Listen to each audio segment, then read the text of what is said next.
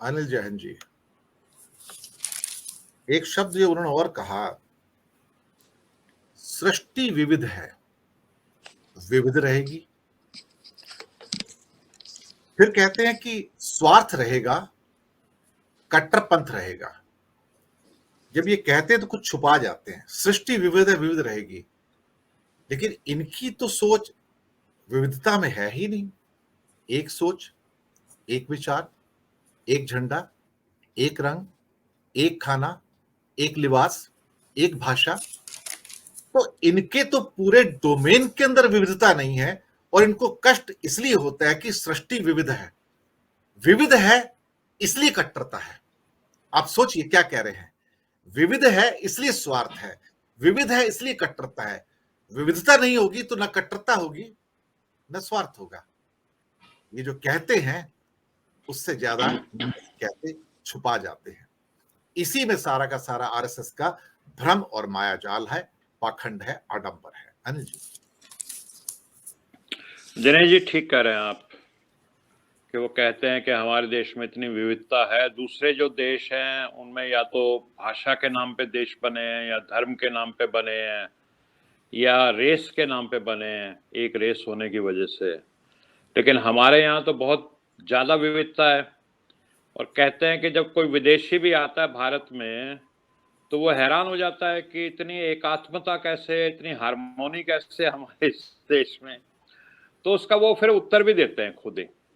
वो कहते हैं हमारी एकता का आधार क्या है? हमारी एकता का आधार है सर्वसमावेशी संस्कृति, यानी ऐसा कल्चर जिसमें सबको इंक्लूड किया जाता है।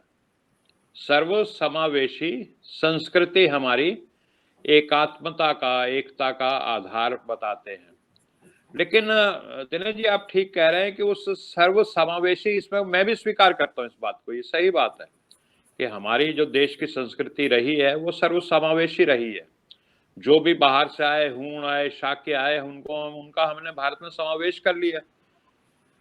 लेकिन आरएसएस इस चीज पे और इस सिद्धांत पे कितना विश्वास करता है, ये प्रश्न चिन्ह है। क्योंकि वो कहते हैं कि action speak louder than the words. आपके शब्द तो ये कह रहे हैं, लेकिन आपके जो कर्म हैं, आपके जो एक्शंस हैं, वो क्या कह रहे हैं? वो आपने खुद ही मणिपुर का जिक्र कर दिया कि वहां पे धर्म के आधार पर मणिपुर को 2 मणिपुर बना दिए गए। वहां पे एक दूसरे धर्म के जो धार्मिक स्थान है वो जलाए जा रहे हैं। कौन जला रहे हैं?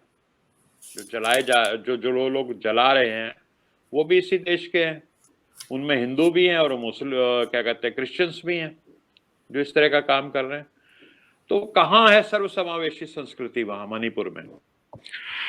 और सर्वसमावेशी संस्कृति की बात करके तो आप चुनाव, जो आपका जो राजनीतिक संगठन है आरएसएस का, वो तो बीजेपी है, वो तो 80-20 की बात करके चुनाव लड़ता है। वो सर्वसमावेशी की बात करके चुनाव भी नहीं लड़ता। खुल्लम खुला कह देते हैं आप तो चुनाव में कि तो ये तो 80-20 का चुनाव है।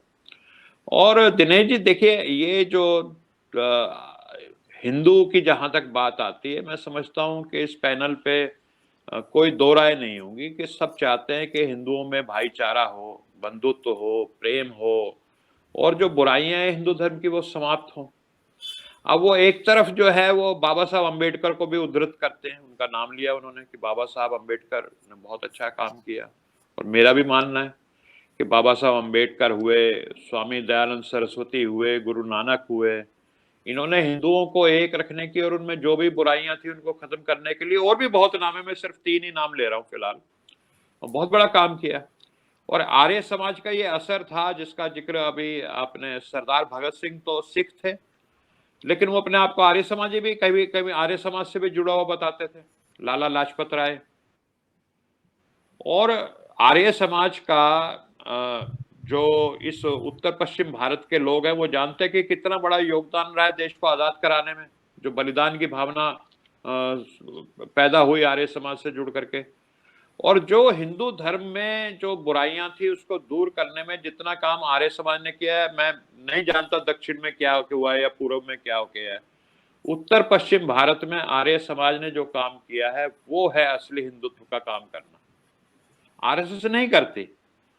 जब किसी दलित के बेटे के साथ बलात्कार होता है, और हिंदू ही करते हैं बलात्कार भी, लेकिन ये है कि ऊंच नीच है, वो जो करने वाले हैं वो दबंग हैं, वो ताकतवर लोग हैं, वो कमजोर हिंदू है, दलित की बेटी जो जिसका बलात्कार होता है।